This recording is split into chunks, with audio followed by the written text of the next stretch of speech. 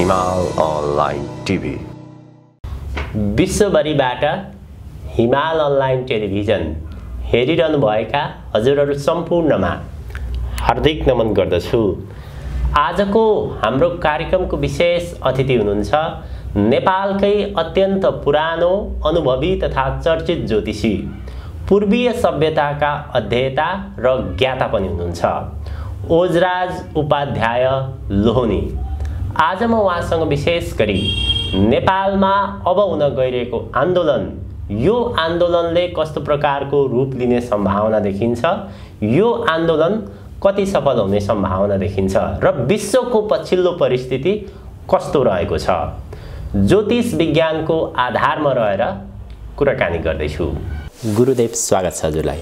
धन्यवाद। भर्खरै एउटा अप्रिय र प्राकृतिक रूपमा एकदमै कठिन विनाशकारी भूकम्पबाट जसले ज्यान गुमाए नेपाली वीरहरू, नेपाली आमाका सन्तानहरूले उहाँप्रति श्रद्धाञ्जली र साथसाथै उहाँहरू जति घाइते हुनुभयो र उहाँहरूको शीघ्र स्वास्थ्य लाभको कामनाको साथसाथै विभिन्न सङ्घ संस्थाबाट स्वार्थरहित र विषम परिस्थितिमा परेकाहरूको व्यवस्थापनको पनि कामना गर्दै फेरि अब हामीको अगाडि यस्तो एउटा दुःखद घटना सँगसँगै फेरि हाम्रो एउटा अर्को छ, यो शुभ दीपावलीको शुभकामना पनि यसै क्षणमा छ र त्यसको सबैमा शुभकामना तपाईँ लगायत सबैमा तपाईँ मार्फत र सँगसँगै छठ हाम्रो एउटा अत्यन्तै एउटा सूर्यको उपासना गरिने अत्यन्त पवित्र पर्व, विशेष गरेर तराईवासीहरूले धेरै मनाए पनि त्यो समग्रमा सबैको राष्ट्रिय पर्व नै हुनुपर्ने खालको एउटा पर्वको छठको पनि शुभकामना, साथै यहाँलाई धन्यवाद पनि। देश एउटा चाडपर्वको माहौलमा छ, सँगसँगै एउटा दुःखद घटना पनि घट्यो। अब नेपालको सन्दर्भमा नेपाल कसरी अगाडि बढ्ला, हाम्रो यो राष्ट्र जो आन्तरिक रूपमा पनि बाह्य रूपमा पनि जसरी सङ्कटमा फँसेको छ, यो सङ्कटबाट कसरी मुक्त गराउने होला भनेर राष्ट्रलाई प्रेम गर्ने मानिसहरू लागिरहेका छन्। हामीले यो पछिल्लो घटनाहरू हेर्ने हो भने अब आन्दोलनका माहौलहरू सृजना हुँदै गएको देखिन्छ। खास गरी मङ्सिरबाट ठुलो जनआन्दोलन, त्यो जनआन्दोलन यसभन्दा अगाडिका जनआन्दोलनभन्दा निकै नै फरक हुनेछ र यो एउटा निष्कर्षमा पुग्ने भनेर अनुमानहरू सार्वजनिक भइरहेका छन्। त्योसँग सम्बन्धित व्यक्तिहरूले भनिरहेका छन्। खास गरी दुर्गा प्रसाईको नेतृत्वमा मङ्सिर 7 गतेबाट आन्दोलन सुरुवात गर्ने भनेर भनिएको छ। ज्योतिषीय दृष्टिकोणले अहिले ठ्याक्कै अहिलेको अवस्था कस्तो देखिन्छ, यस्ता प्रकारका आन्दोलनहरू कति निष्कर्षमा पुग्ने सम्भावना देखिन्छ, के देखिन्छ?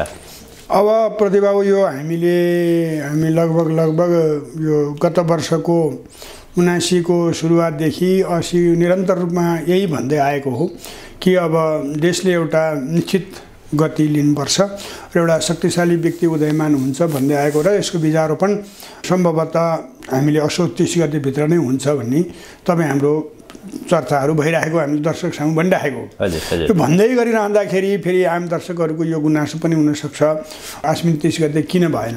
आन्दोलन एउटा निर्णायक जब आन्दोलन हुनुपर्छ, जसमा एउटा ठुलो आमूल परिवर्तनको एउटा जब चाहिँ नि शुभ बिहानीहरू देखिन्छ, त्यसको लागि पूर्व तयारीहरू थुप्रै हुन्छन्। र मलाई लाग्छ ज्योतिष दृष्टिकोणमा हामीले पहिले चर्चा पनि गरिसक्यौँ। 41 देखि 44 सम्मको गतिविधि राहु मीन र मेषमा, त्यसपछि 61 देखि 64 सम्मको 63 सम्मको गतिविधि राहु मीनमा र मेषमा, र अहिले पनि राहु मीनमा र मेषमा। अस्ति 30 गते नेपाली पञ्चाङ्ग अनुसार र हाम्रो विभिन्न आधुनिक गणना अनुसार पनि कार्तिकको 13 गते भन्ने कसैले देखाएको छन्। तर हामी पञ्चाङ्गमा निर्णय गर्नेहरू हाम्रो आफ्नो राष्ट्रिय पञ्चाङ्गले जे निर्णय गर्छ हामीले त्यसलाई स्वीकार्नुपर्छ। त्यसलाई स्वीकार गर्दै गर्दा आश्विन 30 गते राहु मेषमा प्रवेश गरे र गुरुचण्डाल योग मुक्त भयो। गुरुचण्डाल योगमा जे जति कुराहरू हुन्छन् त्यो चाहिँ नि कुनै एउटा तात्विक परिणाम निकाल्ने खालका हुँदैनन्, तर त्यसभित्र सुरुवाती गर्दै जाने चिजले चाहिँ अब आउँदा दिनहरूमा एउटा निश्चित गति निर्धारण गर्छ। अब यिनीहरू भन्दै गर्दा हिजो किन भनिनस् भन्ने कुरा हुन्छ, तर जुन प्रसङ्ग जतिखेर आउँछ हामी त्यतिखेर कुरा गर्ने हो। जस्तो अहिले हामी कुरा गरिरहेको, हामी जुन नजिकै छौँ, यसलाई अब सार्वजनिक गर्ने बित्तिकै यो अवरोध पनि आउन सक्छ, मिति सारेको सारै भन्ने कुराहरू। जस्तो मार्ग 1 गते अथवा मङ्सिर 1 गते को राति अथवा 2 गते बिहान मङ्गल चाहिँ वृश्चिक राशिमा जान्छन् र मङ्गल वृश्चिक राशिमा जाने बित्तिकै के हुन्छ त हजुरको भने शनि कुम्भ राशिमा छन् अनि यिनीहरू चौथो र द्वादश मङ्गलले चौथा दृष्टि देख्छ अनि शनिले चाहिँ दशम दृष्टि देख्छ र जस्तो यहाँ दुर्गा प्रसाईको आन्दोलन भनिएको छ 7 गते र शनि र मङ्गल चाहिँ अत्यन्तै द्वन्द्वमा जान्छन् शनि र मङ्गल आपसी द्वन्द्वमा जानेछन् विशेष गरेर 5, 6, 7 गते किनभने उनीहरू एक राशिले एकले अर्कालाई देखेर समान अंशमा पनि हुन्छन् उनीहरू अथवा समान डिग्रीमा पनि हुन्छन् र यसले एउटा अब देश अब फेरि शनि पनि आफ्नै घरमा छन् मङ्गल पनि आफ्नै घरमा छन् शनि कुम्भमा मूल त्रिकोणी घरमा छन् मङ्गल वृश्चिक राशिमा छन् जसलाई सूर्यको साथ पनि छ नेपाललाई वृश्चिक राशि मान्दाखेरि दशमेशको र राशि स्वामीको सम्बन्ध कहाँ हुन्छ भन्दा देशको राशिमा हुन्छ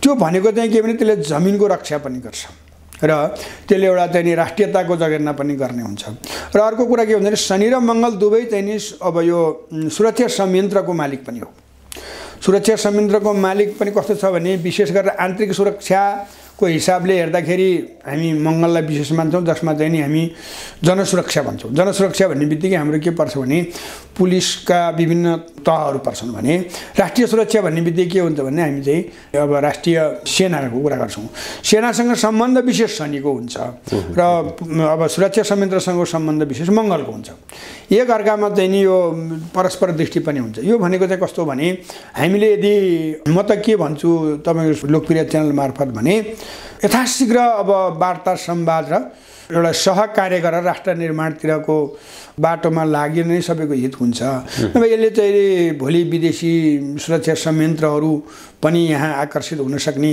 घुसपैठ हुन सक्ने आफ्नै सेनाहरू पनि घुसपैठ हुन सक्ने र सँगसँगै एउटा चाहिँ ठुलो एउटा जनधनको क्षति हुन सक्ने अवस्था पनि आउन सक्छ र सँगसँगै अर्को कुरा चाहिँ के छ भने अबको परिस्थिति भनेको चाहिँ के हो भने यो अब हामीले भन्दै आएको कुराको जुन कुरा गरिरहेका छौँ हामीले 80 सालभित्र राष्ट्र एउटा चाहिँ निर्णायक अवस्थामा पुग्छ भन्ने जुन ग्रहको भनाइ हो त्यो अब यही जस्तो मङ्सिर 1 गतेको राति भनिन्छ ज्योतिषशास्त्रमा 2 गते बिहान 3:12 मङ्गलले वृश्चिक राशिमा प्रवेश गरेर पुसको 13 गतेसम्म बस्छन् हो यो भित्र शनि र मङ्गलको परस्पर दृष्टि भइरहन्छ यो परस्पर दृष्टिभित्र चाहिँ प्राकृतिक र राजनीतिक एउटा घटनाक्रमले मानिसहरूलाई अलिकति चिन्तित बनाउन सक्ने अवस्थाहरू रहन्छन् यो बेलामा र यसले चाहिँ नि अब विशेष गरेर चाहिँ के छ भने मङ्गलको चाहिँ विशेष सम्बन्ध हात हतियारसँग हुन्छ अनि अब शनिको पनि अब यो सेवासँग हुन्छ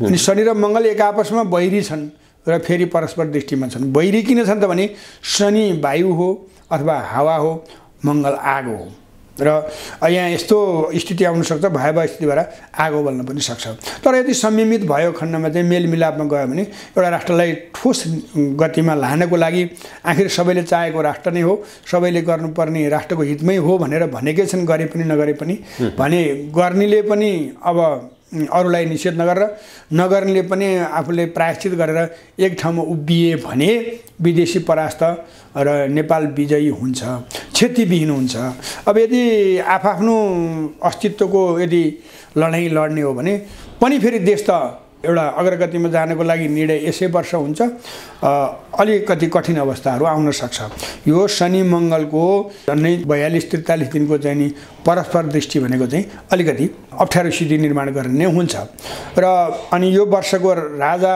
ग्रह बुध भएको देशको हितकर त्यसै गरी मन्त्री शुक्र भएको देशको हितकर त्यसले गर्दाखेरि सबैतिरबाट हेर्दाखेरि कसैले भनेर होइन कसैले आफ्नो देशको विरुद्ध आफ्नो माटोको विरुद्ध गरेको अपराध छ भने त्यो अपराधले दण्ड पाउने समय हो दण्ड पाउँछन् र देश हित भन्ने होइन देश हित गर्नेले चाहिँ स्थान पाउँछन् प्रश्रय दिन्छ ग्रहले भन्ने चाहिँ मलाई विश्वास लाग्छ हाम्रा आदरणीय दर्शकहरूलाई जानकारी गराउनु पर्दा असोज 30 हामीले जो भन्दै आइरहेका थियौँ त्यो असोज 30 मा चाहिँ बीजारोपण भयो अझै भित्र भइसक्यो होला अब यहाँ जस्तो पत्रकारहरू कति अब यहाँ एउटा लोकप्रिय पनि हुनुहुन्छ कति कुराहरू त्यही भित्र भइसकेका होलान् आज ननिस्के पनि भोलि निस्केलान् निर्णय त त्यसै बेलाको होला नि त किनभने बीचमा यो यस्तो पनि भयो सम्पूर्ण निर्णय भएर पनि कार्यान्वयन गर्नको लागि चाहिँ अब हामीलाई चाहिँ अत्यन्त ठुल्ठुला महत्त्वपूर्ण राष्ट्रिय पर्वहरूका कारणले गर्दाखेरि पनि यो अल्मलिरहेको होला तर यसको दृश्य जहिले देखिए पनि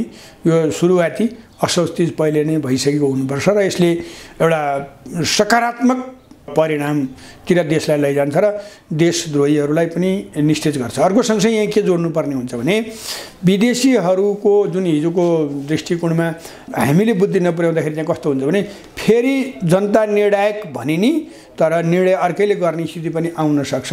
किनभने देशमा दक्षिण दिशाको मालिक मङ्गल ग्रह चाहिँ अहिले देशको राशिमा बस्दैछन् मङ्सिर 1 गते। त्यो दक्षिणाधिपति हुँदाखेरिमा हामीसँग दक्षिणपट्टिको घुसपैठ पनि हुनसक्छ। फेरि अब हाम्रो देशको उत्तरपट्टिको राशिमा गएर राहु बसिरहेको छ, त्यताबाट हामीलाई नकारात्मक दृष्टि पनि राख्न सक्ने हुन्छ। पश्चिमाहरूको घरमा आफ्नै घरमा शनि गएर बसेको छ, उनीहरू पनि सशक्त भएर आउन सक्छन्। तर यसको दुर्भाग्यभित्र सौभाग्य के छ भने कसैको पनि ग्रहले देशबाहेक अरूको विजयलाई नस्वीकारेको ग्रह स्थिति भएको हुनाले दुःखद वा सुखद जे होस् हामीलाई बहुपक्षीय चासो हाम्रा मायाले होइन उनीहरूको स्वार्थले यहाँ उपस्थित हुन्छ। र अर्को कुरा के छ भने अनि यो बृहस्पति जुन हाम्रो अहिले देशको राशिको शत्रु स्थानमा गएर बसिरहेको छ, त्यसले गर्दाखेरि विशेष गरेर धर्ममाथि बढी प्रहार र धर्मरक्षाका कुराहरू ज्यादाभन्दा ज्यादा उठ्छन् र राज्य आक्रामक भइदियो भने यो अवस्थामा ठुलो क्षति हुनसक्छ। अब राज्य जिम्मेवार भयो भने क्षति बिना नै देश अग्रगतिमा जान्छ।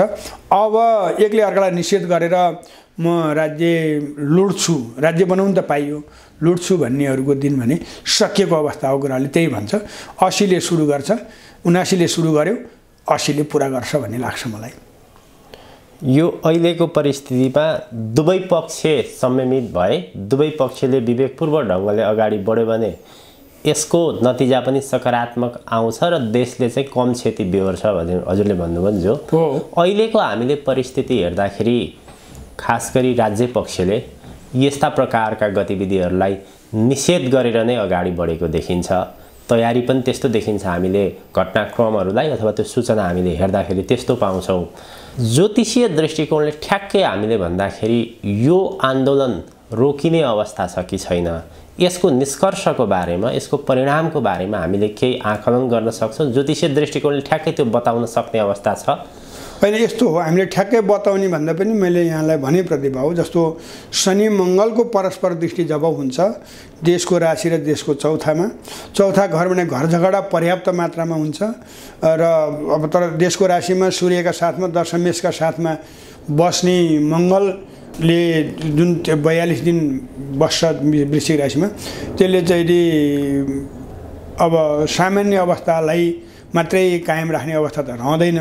अघि नै हामीले भने जस्तो अब सबैले यो परिस्थितिलाई बुझेर अब यो ग्रहको स्थितिले नि यही ल्यायो, जनचाहना पनि यही रह्यो भनेर आफूले आफूलाई समीक्षा गरेको खण्डमा क्षति कम हुने हो।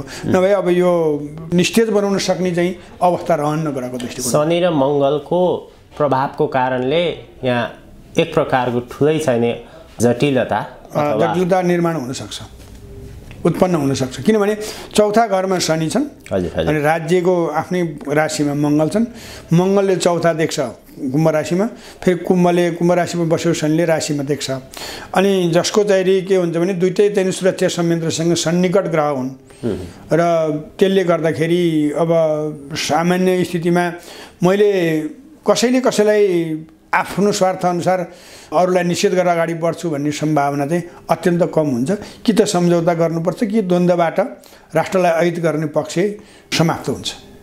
विदेशी शक्तिको हामीले कुराकानी गर्ने हो भने यहाँले भन्दै आइरहनु भएको थियो भदौ यतादेखि चाहिँ नेपालमा खास गरी पश्चिमा शक्तिहरूको उपस्थिति प्रभाव चलखेल ज्यादा बढ्छ भनेर भन्नुभएको थियो। यो बिचमा विदेशी शक्ति त्यसमध्येमा पनि पश्चिमा शक्तिहरूको यहाँ बाक्लै उपस्थिति र चलखेल र अहिलेको सन्दर्भमा नेपालभित्र जुन आन्तरिक सङ्कट छ त्यो सङ्कटभित्र जसरी राष्ट्रवादी शक्तिहरू एउटा धारमा र अर्को शक्ति जसलाई सत्ता जोगाउनु छ उनीहरूको अहिलेको परिस्थिति जोगाउनु छ त्यो अर्को धारमा त्यस्तो देखिन्छ। यस्तो परिस्थितिमा यी विदेशी शक्तिहरूको जो पछिल्लो नेपालमा भ्रमण भयो के थियो खास उद्देश्य, के गर्न चाहन्छन् अथवा कसरी हेरिरहेछन्? होइन, उनीहरूको अब यहाँ चाहिँ अलिकति ज्योतिषसँग अरू सामाजिक परिदृश्यहरू जोडिन सक्छन्। कुरा के रह्यो भने नेपाली जनताहरू अत्यन्तै संवेदनशील भए र बुद्धिजीवीहरू तथाकथित बाहेकका धेरैभन्दा धेरै बुद्धिजीवीहरू एक ठाउँ उभिएर जनतासँगको सहकार्य र विकृति विसङ्गति भ्रष्टाचारहरूको चाहिँ निर्मूलन गर्नुपर्छ भनेर चाहिँ विभिन्न तह तब्काबाट चाहिँ जनसङ्गठित भएर आए। त्यही सङ्गठित अवस्थालाई सबैले आफ्नो स्वार्थ जेसीको होस् अहिलेलाई चाहिँ हामी एकताबद्ध भएर यो विकृति र विसङ्गतिको विरुद्ध आवाज उठाउनु एकै ठाउँ उभिनुपर्छ भनेर कति जायज होलान् कति नाजायज होलान् कति एउटा नीतिसङ्गत होलान् कति नीति विपरीत होलान् तर पनि के भने दुर्गा प्रसादसँग जोडिने वातावरण देखियो। त्यो देखिने वातावरण हुने बित्तिकै के हो विदेशीहरूलाई भने नेपालीले मात्रै यदि यो व्यवस्थालाई सल्टाए अथवा व्यवस्थापन गरिए भने त हामीहरू त उपस्थिति गौण हुने भयो। त्यसकारण चाहिँ उनीहरू के भने हामीले हेर्दाखेरि यो चाहिँ समसामयिक भयो प्रतिभाव दर्शकले पनि त्यसरी बुझिदिनु होला। हामीले नेपालीहरूले नै 1997 देखि सुरु गरे राणा विरोधी आन्दोलन 2007 सालमा जब चाहिँ नेपाली जनताले त्यसको अन्तिम फैसला गर्न खोजे त्यसपछि हाम्रो सम्झौता कहाँ हुन पुग्यो त्रिपक्षीय सम्झौता हुन दिल्ली हुन पुग्यो। त्यसपछि 17 साल आयो राजा महेन्द्रले जुन चाहिँ प्रजातन्त्रमाथि चाहिँ प्रहार गरेकै हो हामीले भन्नै पर्छ।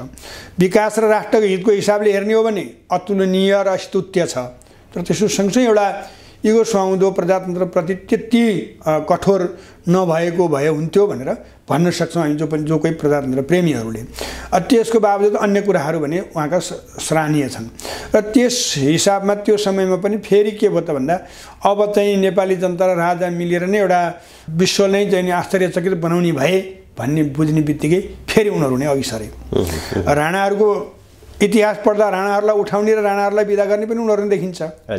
फेरि यतातिर प्रजातन्त्रवादीहरूलाई 7 सालमा अलिकति कतै स्थान दिए जस्तो गरेर राजालाई बलियो बनाएको पनि उनीहरूकै पालामा उनीहरूकै उपस्थिति देखिन्छ भने फेरि 36 सालको जनमत सङ्ग्रह आउँदा पनि गतिविधि त्यही देखिन्छ। 46 सालमा अब विदेशीहरू त्यहाँ पनि त्यति बेला पनि 6वटा वाम घटकहरू एक ठाउँ भए।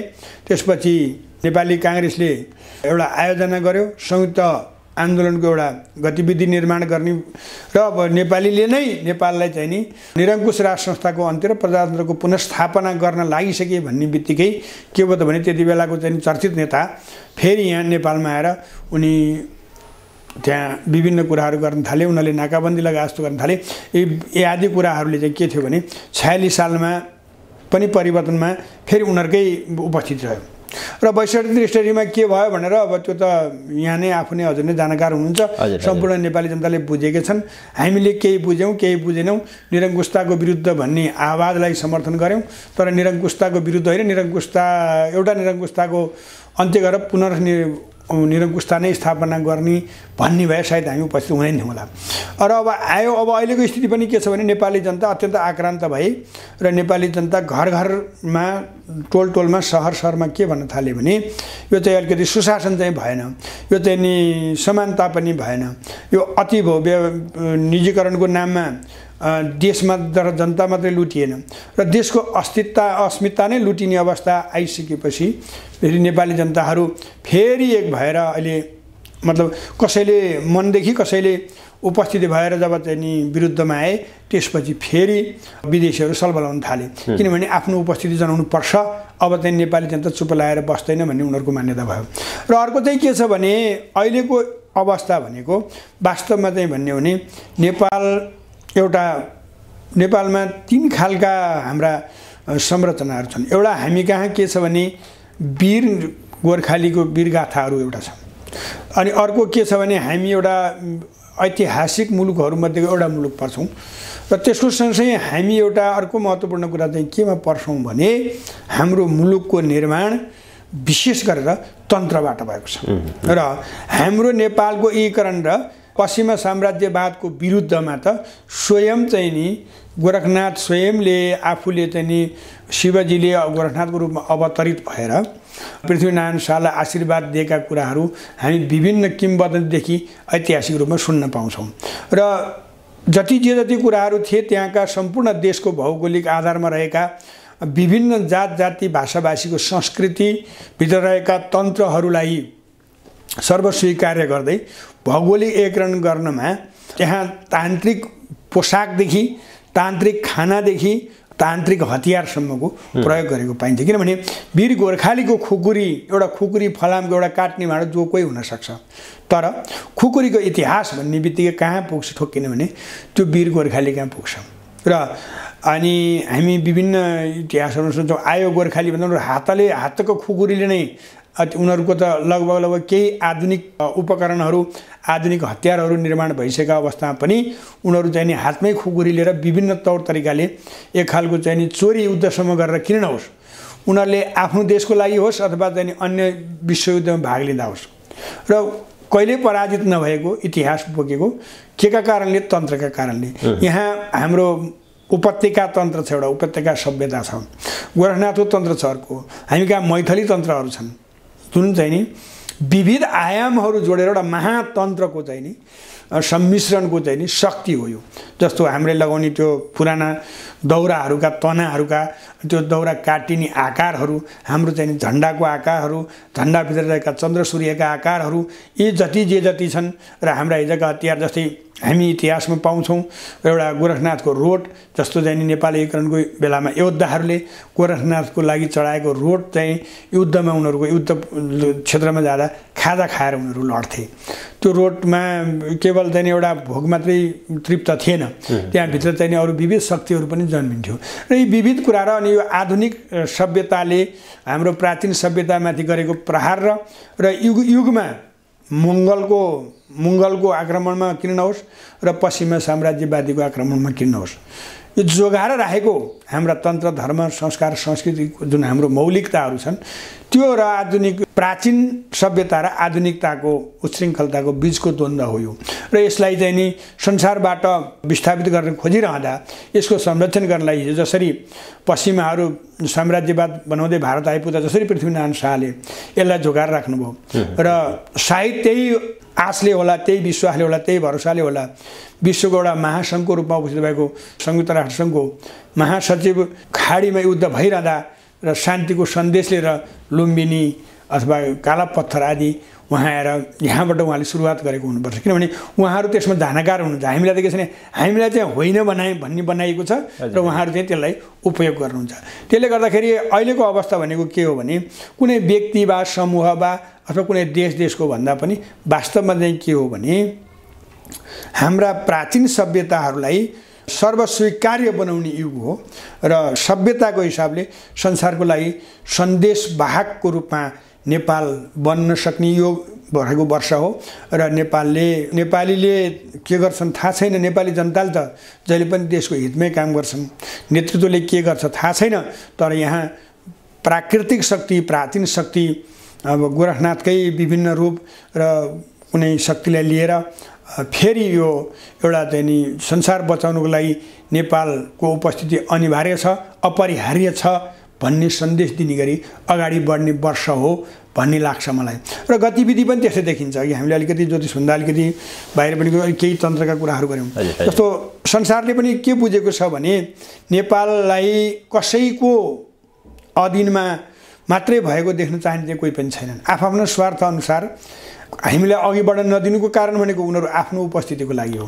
तर सबैको चाहना अहिले आएर जुन सङ्कट आउँछ त्यो सङ्कटमा शक्तिहरू नेपालमा नतमस्तक भएकै पाइन्छ।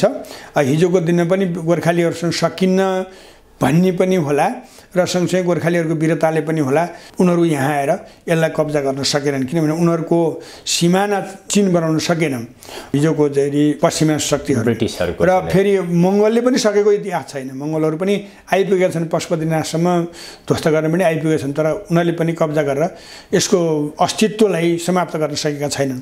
र अब विभिन्न कालखण्डमा कुनै न कुनै रूपमा कोही न कोहीलाई यो शक्तिले ग्रहका शक्तिले दैवी शक्तिले उपस्थित गर्छ। अब त्यसभित्र उपस्थित कोही पात्र भइसक्यो हुनुपर्छ। अब देशलाई एउटा आफ्नो पहिचानसहित र नेपाली वीर गाथाको उद्घोष गर्ने गरी अगाडि बढ्छ भन्ने लाग्छ मलाई तन्त्र ज्योतिष दुवैको हिसाबमा। नेपालको विषयमा असाध्यै महत्त्वपूर्ण प्रसङ्ग हजुरले उठान गर्नुभयो। नेपाल वास्तवमा कस्तो भूमि हो, तान्त्रिक विद्याद्वारा यहाँ चाहिँ चलेको छ, झन्डाको सन्दर्भ यावत विषय असाध्यै महत्त्वपूर्ण छ भनेर भन्नुभयो। यो विषयमा त हजुर हामीले छुट्टै एउटा सन्दर्भ एउटा एपिसोड नै निर्माण गर्नुपर्छ। आजको समयले मात्र पनि नभ्याउँला प्रसङ्गवश यहाँले उठान गर्नुभयो यसको विषयमा हामी छुट्टै कुराकानी गर्छौँ। जसरी यहाँले कुराकानी गर्दाखेरि संयुक्त राष्ट्रसङ्घका महासचिव गुटरेसले नेपाल आइसकेर एउटा शान्तिको सन्देश भन्ने खालको जो प्रसङ्ग उठान गर्नुभयो त्यसको अर्थ के अमेरिकाले आजको दिनमा अथवा समग्रतामा पश्चिमा राष्ट्रहरूले शान्ति चाहेका छन् त्यसको अर्थ शान्तिकै निमित्त हो कि उनीहरूको पोलिटिकल इस्युजहरू अथवा उनीहरूको पोलिटिकल चाहिँ रणनीतिहरू हेर्दाखेरि त विश्व अशान्त होस् त्यो अशान्तको नाममा फाइदा उठाउँ यस्तो देखिन्छ नि होइन त्यो एकदम हजुरले भनेको कुरा एकदम ठिक हो। उनीहरू विश्वमा शान्ति चाहँदैनन् विश्वका मानिसहरूलाई जुधाएर नरसंहार गराएर आफ्नो चाहिँ नि आणविक हतियारहरू बेचेर आफ्नो अर्थतन्त्रलाई बलियो बनाउन चाहन्छन्।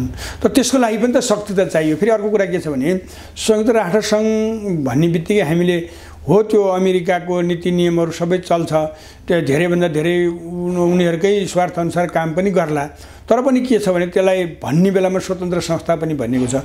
अरू कुरो साम्राज्यवादै चलाउनको लागि पनि शक्ति चाहिँदाखेरि त फेरि शक्ति आर्जन गर्न यहीँ आउनुपर्ने रहेछ नि त भन्दाखेरि उनले त्यो सन्देश दिनको लागि दोस्रो प्राथमिकतामा नेपाललाई राखेर उनी मध्यपूर्व कुनै पनि भूभागमा गएर पनि चाहिँ यो बारेमा उनी आवाज उठाउन सक्थे नि किनभने उनी यहाँ नै आउनुको कारण अर्को त्यस्तो विशेष त केही पनि देखिँदैन।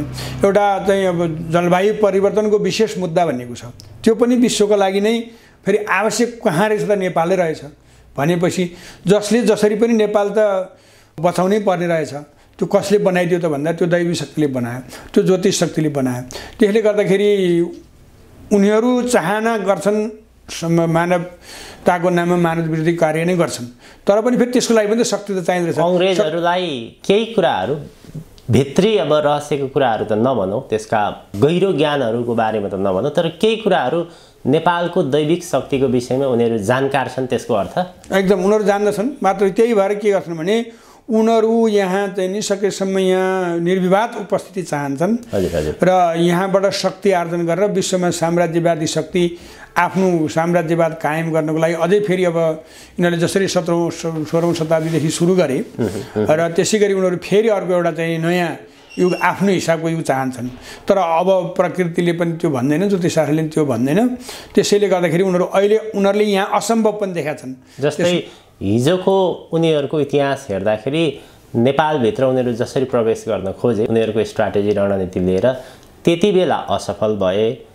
अब अहिलेको परिस्थितिमा उनीहरूको भूमिका के देखिन्छ भने नेपालभित्र सैन्य काम निर्माण गरेर त्यो चीनको काउन्टरको निमित्त यस्तो प्रकारको उनीहरूको रणनीति र भूमिका देखिन्छ। त्यसको अर्थ नेपाललाई हामी आफ्नो पक्षमा पार्न सक्दैनौँ नेपाल कब्जा गर्न सक्दैनौँ दैवीय दृष्टिकोणले नेपाल असाध्यै बलियो छ भन्ने थाहा हुँदाहुँदै फेरि प्रयास त जारी राखेको पनि देखिन्छ। दुईटा कुरा हेर्न सकिन्छ। एउटा कुरा के छ भने उनीहरूको प्रयास भनेको नेपाल अमेरिकाको लागि अमेरिकासँग प्रतिस्पर्धा गर्न सक्ने हो नेपालको नागरिकको हिसाबले आफ्नो सानो स्वतन्त्र देशको हिसाबले सार्वभौमिकताको हिसाबले सबैको अधिकार समान छ त्यो आफ्नै ठाउँमा छ। विश्व फेरि हिजो जस्तो एकल साम्राज्यवाद पनि छैन किनभने कसैले चाहेर पनि केही पनि कुराहरू हुन सक्दैन। दोस्रो कुरा चाहिँ के छ भने नेपालमा उनीहरूले बुझेको कुरा के छ भने हिजो त्यत्रो नेपालीसँग कुनै हतियारै थिएन र नेपालको जनसङ्ख्याको हिसाबले पनि त्यत्रो बलशाली थिएन। त्यस्तो अवस्थामा पनि उनीहरूको चाहिँ शक्तिले परास्त गर्न सकिसकेपछि उनीहरू के चाहन्छन् भने नेपालको प्राकृतिक शक्तिसँग घुलमिल भएर नेपालप्रति माया र ठुलो पूर्वाग्रह होइन दुईटा उत्तर र दक्षिण नेपालमा रहेको देशलाई आफ्नोसँग प्रतिस्पर्धा गर्न नसक्ने अवस्था निर्माण गर्नको लागि र यहाँको प्राकृतिक र दैविक शक्तिलाई आर्जित गरेर किनभने युद्धले नसकिने रहेछ नेपालमा भन्ने कुरो उनीहरूले हिजै बुझेका भए हुनाले अब आधुनिक तवरले सकिन्न भने हामी चाहिँ दैविक शक्तिबाट त्यहाँ गएर आर्जन गरेर हाम्रो स्वार्थ नै पुरा गरौँ र हाम्रै चाहिँ अधीनमा राखौँ भन्ने उनीहरूको उद्देश्य हुन सक्छ। दैविक प्रयास पनि जारी छ त्यसमा उनीहरूको छ। उनीहरूको के छ भने अमेरिकन भूमिमा गएर प्रतिभाव हजुर जानुभयो भने मलाई लाग्छ यहाँको तन्त्रको खोजले पनि कति चिज मान्छेले खोज्दा खोज्दै जस्तै अहिले म भर्खर हवन गराएँ हवन गर्दा आउँदाखेरि अहिले पनि मेरो शरीरमा चाहिँ एउटा घिउको वासना आइरहेछ। तपाईँ विभिन्न कुरा खोज्दा खोज्दै तपाईँलाई पनि कति चाहिँ नि यो तन्त्रको अथवा शक्तिको आभास भइसकेको होला।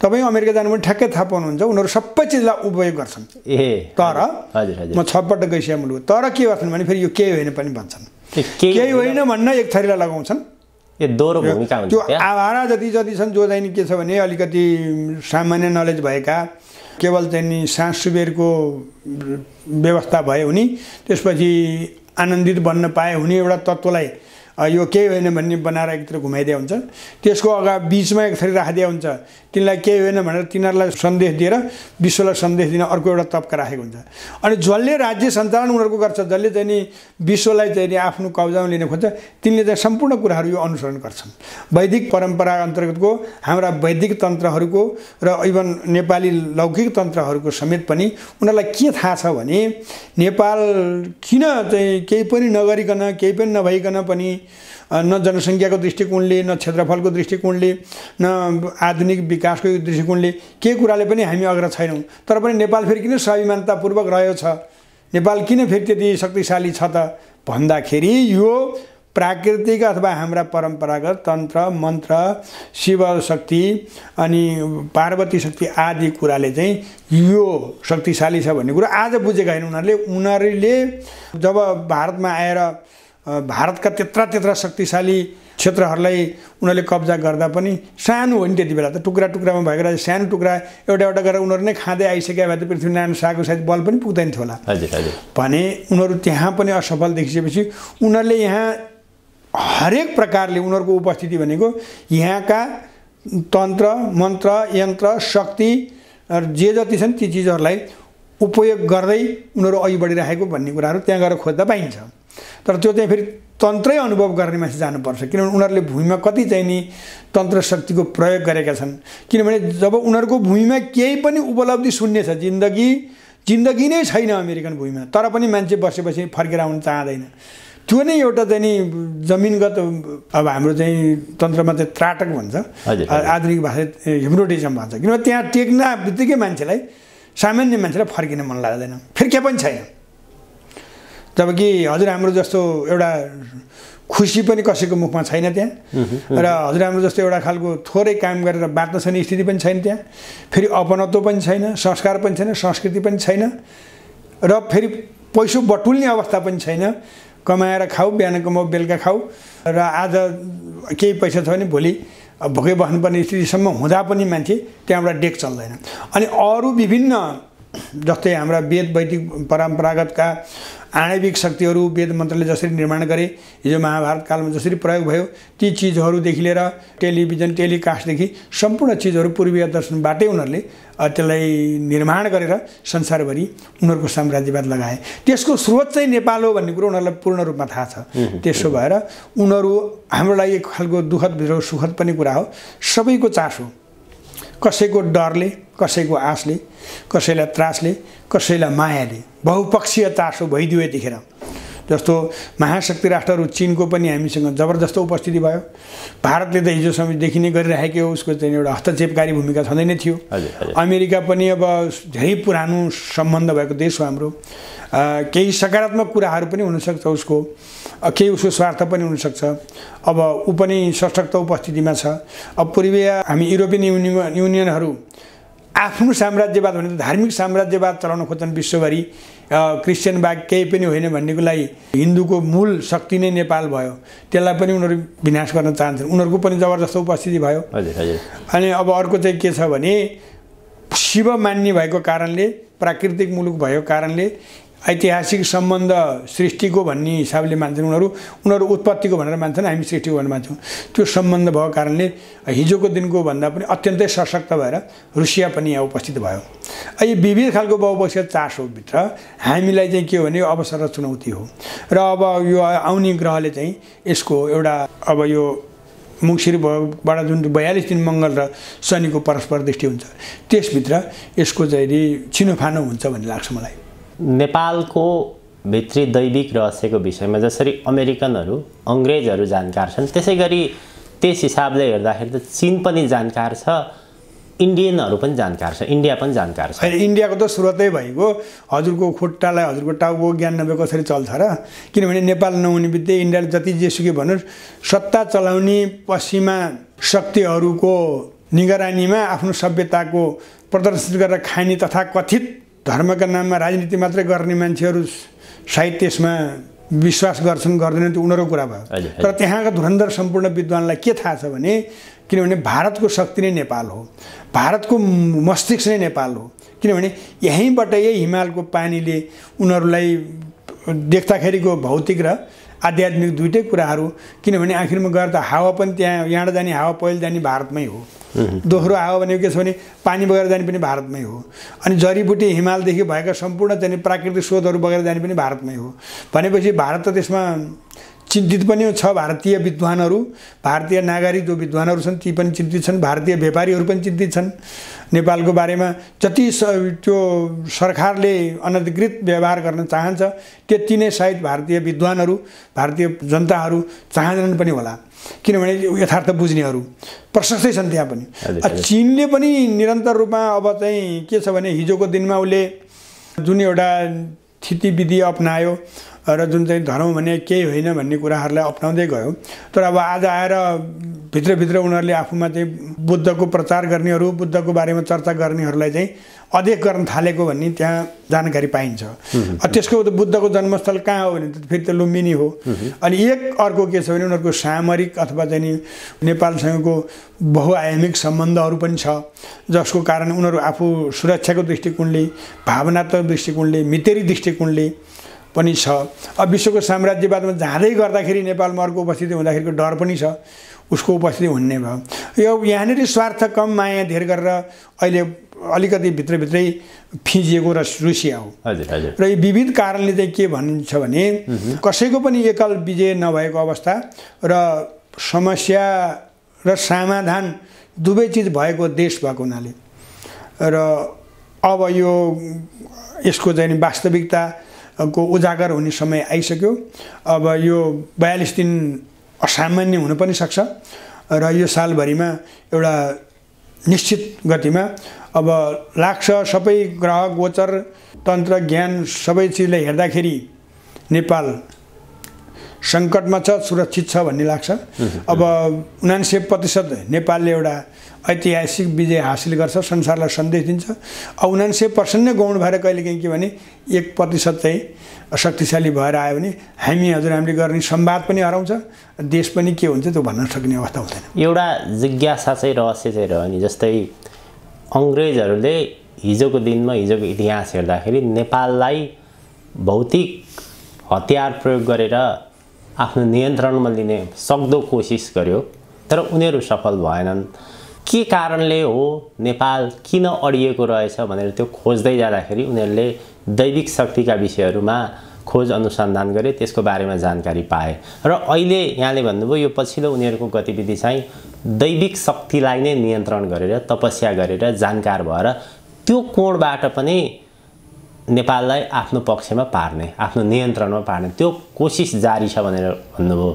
त्यो सफल होला त? त्यो पाटो पनि त उहाँहरूले कि त अब उहाँहरूले नेपालको माटोले मागेको बाटो हिँड्नु पर्यो। हजुर हजुर, त्यो बाटो हिँड्ने उहाँहरूको सम्भावना पनि छैन। त्यसकारण उहाँहरूको उपस्थिति रहला, तर उहाँहरूले हाम्रा देश विरुद्ध खेल्ने आशीर्वाद प्राप्त गर्न सक्नुहुन्न। केही कुराहरू हुन्छन्, जस्तो तपस्या गरिसकेपछि हिजो हामी हाम्रा पौराणिक कथनहरूमा पाउँछौँ त्रिपुरासुरले अवैध वर पाएको, रावण आदि गरेका विभिन्न असुरहरूले पनि पाएको पाउँछौँ हामी। तर त्यो किनभने पूर्ण रूपमा दैवी शक्ति उनीहरूमा यति प्राप्त हुन्थ्यो भने त उनीहरू पराजय नै हुँदैन थियो नि त। अनि केही कुराहरू शरण पर्सी लिन सक्लान्, तर नेपाललाई निमित्तान्न गरेर आफ्नै साम्राज्यवाद संसारमा नेपाललाई आफ्नो बनाएर गर्न सक्ने ताकत सायद कसैको पनि हुँदैन। किनभने यो जहिलेसम्म यो सृष्टि र धरती रहन्छ तहिलेसम्म यो देश रहन्छ भन्ने विश्वास लाग्छ मलाई, ज्योतिषी र अरू तन्त्रका हिसाबले पनि। अहिले तत्कालको उनीहरूको बाहिरको खेल हेर्ने हो भने चाहिँ नेपालमा जातीय र धार्मिक द्वन्द्व गराएर शान्ति सेनाको नाममा यौन सेना पठाउने भन्ने खालको छ, त्यो पनि कति सफल होला नहोला? त्यो पनि सम्भव छैन, किनभने त्यो पनि सम्भव छैन। उनीहरूको उद्देश्य त्यो हुनसक्छ। अन्त्यमा घडीमा गइसकेपछि उनीहरूका खेताला गोठालाहरू बाहेक नेपाली जनताहरूले आफ्नो आत्माको निर्णयको अधिकार आफैले प्रयोग गर्छन् र त्यसमा फेरि उनीहरू मिसेर प्रतीक्षा गर्नको लागि उपस्थिति जनाउँछन्। अहिलेको अवस्था पनि त्यही हो। नेपालले अब आफै निर्णय गर्न लाए, यिनीहरू सल्वा लगाएका छन्। सबै चाहिँ नि कसको चाहिँ नि जबरजस्त उपस्थिति हामी देखाउन सक्छौँ भनेर उनीहरू दौडधुप हो। यसलाई चाहिँ नि बुद्धिमानहरूले भए देशलाई एउटा हजारौँ वर्षसम्म चाहिँ शक्तिशाली बनाउनु पनि सक्ने भए, नभए आफै पनि यो देश एउटा शक्तिशाली रूपमा त उभिन्छ, केही फरक पर्दैन। किनभने यो ग्रहले नै त्यसरी भन्छ, कसैको ताकत चल्दैन। अनि अघि नै मैले यहाँलाई निवेदन गरेँ, अहिलेको जुन खालको लडाइँ हामी कहाँ अहिले होइन नि त, हामी कहाँ त यो 62-63 भन्दा अगाडिदेखि जुन 52 सालको कुरा गरौँ हामी, 46 सालको जनआन्दोलनबाट चाहिँ बहुपक्षीय सम्झौता भयो, विशेष गरेर त्रिपक्षीय भनौँ, वामपन्थी राजा, त्यसपछि हजुरको चाहिँ नेपाली काङ्ग्रेस। यसले गर्दा संविधान बन्यो, त्यो संविधान सबैको हितमा बन्यो। निरङ्कुश राजालाई पनि जिम्मेवार बनाउन तयार बनायो, उर्सिङ्गल तत्त्व भनेर राजाको विरुद्ध गर्नेलाई पनि एउटै ठाउँमा ल्याएर सबैलाई समेटेर नेपालको हितमा त्यो संविधान बनेकै कारण संविधान बन्दै केही यसो अब नैवेद्य भेटी प्राप्त गर्नेहरू नै कसैले आलोचनात्मक भन्न थाले, कसैले चाहिँ यो हाम्रो स्वीकार्य छैन भन्न थाले र त्यसको उपज निर्माण गरियो, 52 को जनयुद्ध घोषणा गरियो। कुरा के थियो भन्दाखेरि 46 को संविधानमा त्यस्ता जबरजस्त दुईटा कुरा राखिएका थिए, संवैधानिक राजतन्त्र र हिन्दू अधिराज्य, नेपाल भौगोलिक अखण्डता अपरिवर्तनीय भनेर राखिएको थियो। त्यसले चाहिँ के थियो भने नेपालमा राजा अथवा राज संस्था र हाम्रो वैदिक सनातनभित्र अनुन्यासी सम्बन्ध छ। त्यसो भएर उनीहरू राजाप्रति पनि बढी पूर्वाग्रही किन भए त 62-63 भन्दाखेरि राजा रहेसम्म चाहिँ यो धर्म रहि नै रहन्छ, त्यो रहेसम्म चाहिँ हाम्रो साम्राज्यवाद सफल हुँदैन भन्ने उद्देश्यले नै लागे र उनीहरू सफल पनि भए केही छिनको लागि। तर यसको परिणाममा उनीहरू आफै दुर्दशामा छन् र अब उनीहरू जुन खेल्दै आएर त्राही जब चाहिँ नि अब हामी सक्यौँ भन्ने स्थिति आइसक्ने बित्तिकै के भइदियो त भने एउटा चाहिँ प्रकृतिले नै हामीलाई एक प्रकारको साथ दियो, कोरोना भन्ने आइदियो, जहाँ चाहिँ नि विश्वको अर्थतन्त्रलाई एक चरण तह लगायो र अकल्पनीय तरिकाले युक्रेन युद्ध भयो। त्यसले पनि फेरि चाहिँ के भयो भने हामीलाई केही सहज वातावरण बन्ने स्थिति। उनीहरू त व्यस्त भए, उनीहरू व्यस्त मात्रै, उनीहरू अर्थतन्त्र पनि सक्यो त्यहाँ, हिसाबले पनि त्यता खर्च अझ झन्नहरूको लास्टैमा अझै पनि उनीहरू चाहिँ पछि हटेका थिएन। फेरि आएर अब इजरायलको वार भएपछि त अब मलाई लाग्छ उनीहरू नै पनि चिन्तित छन्। यो चाहिँ कारणले गर्दाखेरि विश्व नै अहिले आफ्नो एकल साम्राज्यवाद उपस्थित गराउन नसक्ने अवस्थामा रहेको नै मलाई लाग्छ नेपालमाथिको कुदृष्टि लगाएकै कारणले सायद हुन सक्छ।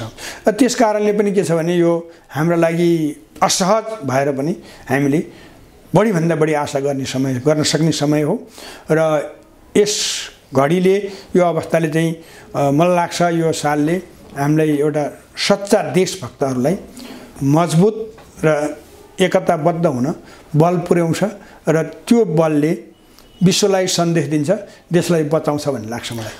एक लाइनमा चाहिँ यो आन्दोलनको सन्दर्भमा हामीले कुराकानी गर्दाखेरि यसको अवतरण कति सफल हुने देखिन्छ त त्यस अर्थमा?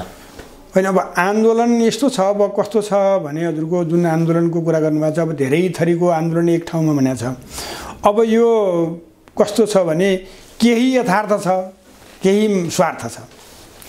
तर अब देशको स्वार्थ मिसिएको शक्ति विजय हुने हो, ग्रहले देशको स्वार्थ विपरीत काम गर्ने हो, पराजित हुने अवस्था हो, पाखा लाग्छन् त्यसको, पाखा लाग्छन्। अनि यो आन्दोलन त नेपालमा कस्तो हुन्छ भने अहिलेसम्म हामीले इतिहासमा हेर्दाखेरि हाम्रा आन्तरिक विषयहरू अन्त्यमा गइसकेपछि के हुन्छ भने कुनै बेला कमजोर नेतृत्वका कारण देशका अहितमा, कुनै बेला देशका हितमा अन्त्यमा गएर सम्झौतामै गएर टुङ्गिएको इतिहासहरू छन्। केवल एकल विजय हासिल गरेको अवस्था नेपालमा छैन। राणा शासनको अन्त्यमा पनि एउटा खालको सुरुवात मेलमिलापबाटै हो। अब 17 सालको पनि त्यहाँ फेरि धेरैभन्दा धेरै मान्छेहरूको विपक्षमा काम गर्नेहरूको राजा महेन्द्रलाई सहयोग छ, त्यो पनि एक प्रकारको आन्तरिक सम्झौता नै हो। अब जनमत सङ्ग्रह ठुलै एउटा जनताप्रतिको एउटा आफ्नो मत जाहेर गर्ने अवसर नै हो। 46 साल पनि सम्झौता नै हो। अन्तिममा गइसकेपछि जसरी जताडा जुनसुकै रूपमा भइसके पनि आखिर एकल विजयको सम्भव नदेखेरै त होला 62-63 पनि सम्झौता भएरै राजा ज्ञानेन्द्रले जनताको नासो जनतालाई सुम्पिदिए भनेको हो नि त। भन्दाखेरि अब पनि अवस्था अत्यन्तै जटिलमा आइपुग्यो। अब विकल्प भनेको नेपाली इतिहासलाई पल्टाएर हेरेर नेपाली शक्तिको बखान गर्दा चाहिँ आखिर चाहिँ सम्झौता र सहकार्य नै हो। यदि अब आफ्नो अस्तित्व जोगाउँछु अथवा म नै ठिक हुँ भन्ने रूपमा गयो भने यसले ठुलै द्वन्द्व बनाउँछ, क्षति ठुलै हुन्छ। तर पनि फेरि देश चाहिँ कसैको अधीन पराधीनमा नरहेर आफू स्वतन्त्र भएर उभिन सक्छ भन्ने विश्वास लाग्छ मलाई।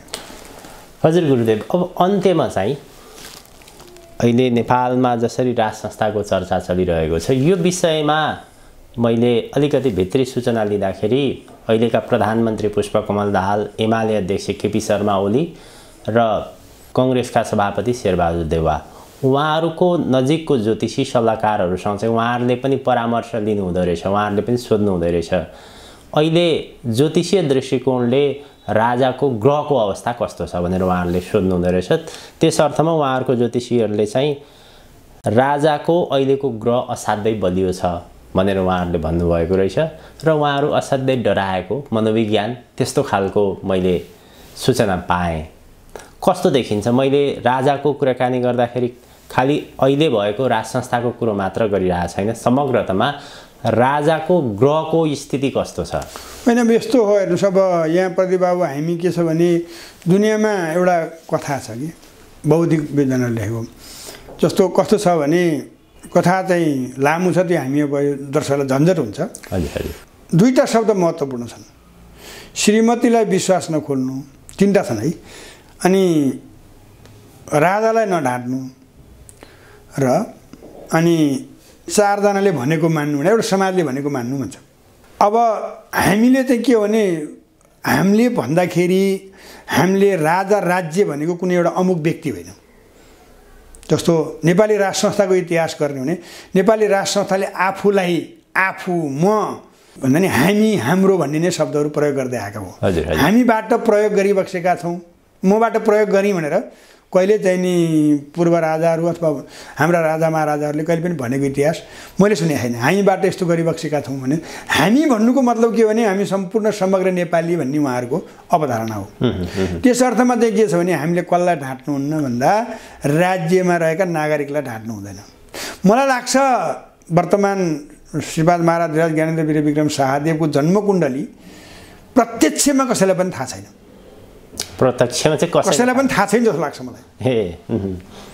र ठ्याक्कै मलाई पनि थाहा छैन।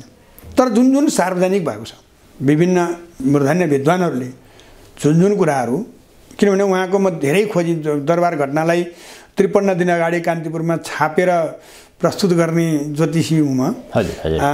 त्यो जगजाहेर छ, मैले भनिराख्नु पर्दैन। त्यसपछि थुप्रै चर्चा भयो अनि त्यसपछि मैले चाहिँ उहाँ गद्दी आसिन हुँदै गर्दा दोस्रो पटक हुँदाखेरि कहिले के रहेछ भनेर मैले हर प्रयासले खोजेँ, अब मैले फेला पार्न सकेको छैन। तर जे सार्वजनिक भएको छ त्यो हिसाबले बलियो छ। तर कुरा के रह्यो भन्दा राजा भन्दा पनि उहाँ भन्दा पनि कुरा रह्यो के को भन्दाखेरिमा अबको अन्तिम निष्कर्ष भनेको धर्म र अधर्मको कुरा भयो।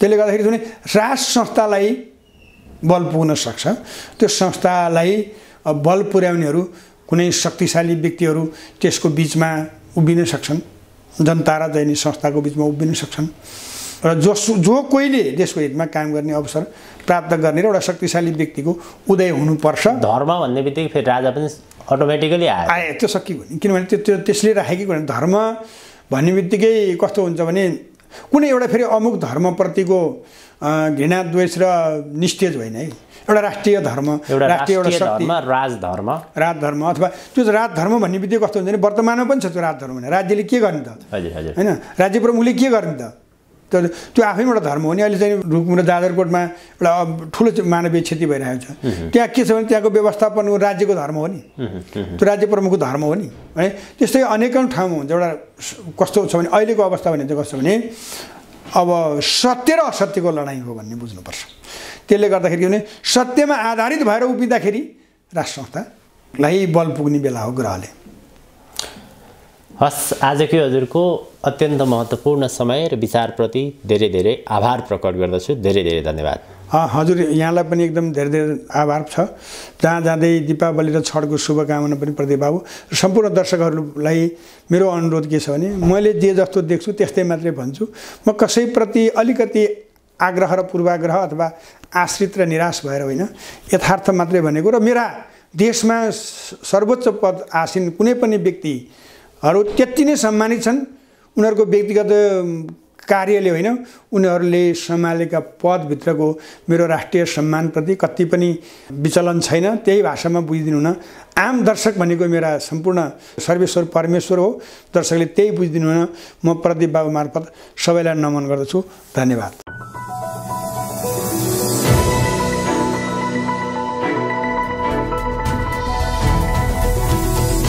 हिमाल अनलाइन टिभी।